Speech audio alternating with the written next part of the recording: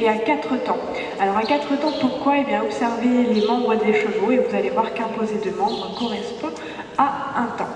Alors, en ouvrant nos doigts et en y associant une pression de jambe, nous allons pouvoir obtenir l'allure supérieure, c'est le trot.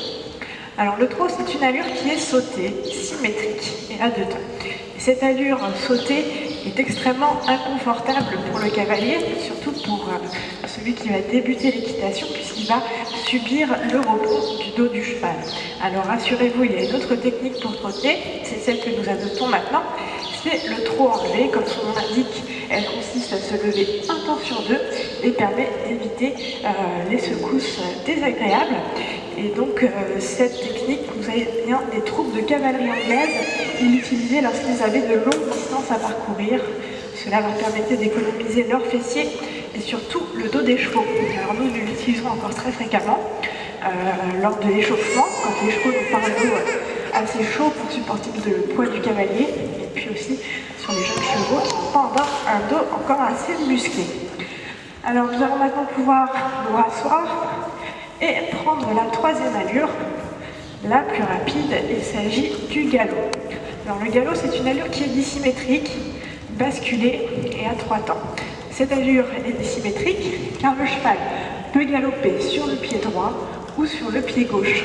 Actuellement, nous galopons sur le pied gauche, car si vous regardez bien, l'antérieur gauche prend beaucoup plus d'avance que l'antérieur droit.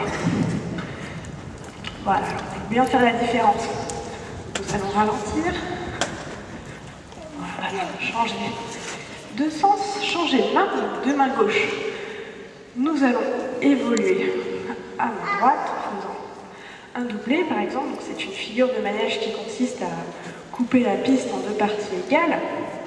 Et maintenant, à main droite, du pas, nous allons placer nos aides pour demander le départ au galop sur le pied droit. Voilà. Alors, mon cheval a un petit peu plus de mal à effectuer un départ au galop sur ce pied-là, car il est un petit peu plus jeune que le cheval d'Élodie. Il a surtout moins d'expérience sur ce petit cercle. Eh bien, tout autour de notre jambe droite. De ce fait, les épaules viennent se croiser sur une piste interne, alors que les postérieurs marchent droit sur la piste de départ. De ce fait, on a un engagement du postérieur interne qui est plus important, puisqu'il vient plus en avant et sous la masse du cheval. C'est ce que l'on recherche, car cela nous permet de gagner davantage d'équilibre sur l'arrière-main. On est dans un exercice d'assouplissement, car là vous constaterez que tous les muscles du côté interne sont contractés, alors que les muscles du côté externe sont étirés. Et puis tout à l'heure je vous parlais de l'importance de notre poids du corps. Lors de ce mouvement, notre poids est situé sur la fesse gauche dans le sens du déplacement. Eh bien regardez, car on ne va rien toucher dans nos aides, on va juste basculer le poids du corps de la fesse gauche à la fesse droite. Hop. Et nous voici dans un second exercice, c'est la tête au mur. Là, c'est l'inverse. Les antérieurs marchent droit sur la piste de départ et les hanches s'engagent sur la piste interne. On sort les épaules et prenons dedans. On stabilise le mouvement. Voilà, là, c'est un cure. Moi, je retravaille. Voilà. Ouais. Changement de poids du corps, tête au mur. On peut redresser, avancer un peu plus.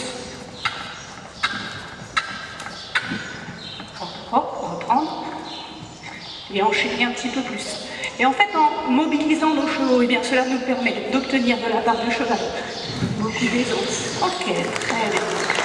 Alors, je vais vous expliquer une des méthodes d'apprentissage pour apprendre cette figure de spectacle. Bien sûr, il y en a beaucoup de méthodes. Nous, on a choisi celle-ci car elle est basée sur la sensibilité du cheval. Vous savez que les chevaux sont très sensibles. Une simple mouche qui se pose sur son corps, il la sent. Je vais chatouiller, vous allez voir qu'il va faire trembler. Travailler ses muscles sur la bouche de mon cheval, c'est-à-dire que par des pressions et cessions, je vais pouvoir lui attirer la tête vers le bas. Et en fait, en lui attirant la tête vers le bas et vers l'arrière, je vais mettre mon cheval en situation de déséquilibre. Et lui, pour se rééquilibrer, il va reculer ses postérieurs. Mais c'est donc le piège, car en les reculant, il va se trouver campé et la flexion va être plus importante. Je vous montre. Je prends la rêne. Salut, je lui attire la tête, je touche. Salut. Salut. Hop, monsieur petit. Salut, voilà. L'effet postérieur recule, ma flexion est plus importante.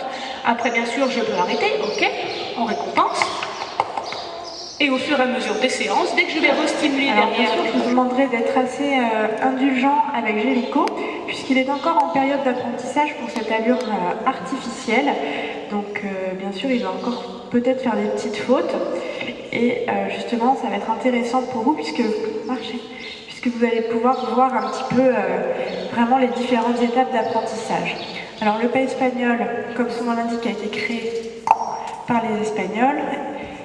Voilà. Et en temps de guerre, eh bien, les chevaux étaient munis à l'avant des sabots de pointes métalliques, et cela leur permettait de blesser, mais surtout d'impressionner les ennemis.